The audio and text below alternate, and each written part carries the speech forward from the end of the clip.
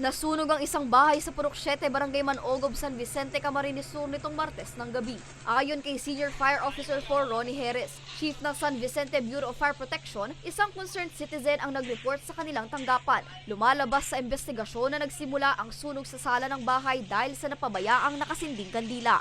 Ang po, parang wala silang kuryente dun sa nila, sa bahay. Kaya ang damagan nila, kandila, nakatirik sa nakapatong sa ibabaw ng Porocan plastic storage cabinet.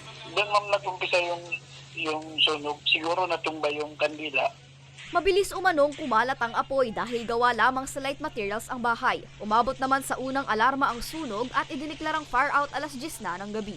Ay, ang mensahe ko po sa mga nakikinig ay huwag po tayong mag-iiwan ng mga kandila, lalong higit pag tayo aalis ng bahay. Kasi po yan po karaniwan ang pinagmumula ng sunog. Yun na nga, natutumba siya, minsan nadadagil ng mga alagang hayop na pusa. Kaya po bago tayo matulog, siguraduhin nating wala ng kandila na nag-aapoy. Maswerte naman na walang nasaktan at walang nadamay ng mga katabing bahay. Inaalam pa ang kabuuang halaga ng pinsala. Para sa mga balitang Tatak Bicol, Angeline Dagta.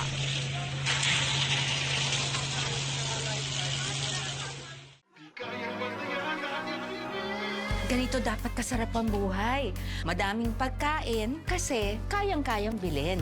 Iboto natin si Kiko. Titiyakin niyang muli saganang ani at supply ng pagkain sa mababang presyo. Hindi tayo Pilipino kung wala tayong baon. Sino nang ready mag-Sharon? Palutin mo ako ng hiwaga ng iyong pagmamahal. Pag may Kiko, May Sharon ka.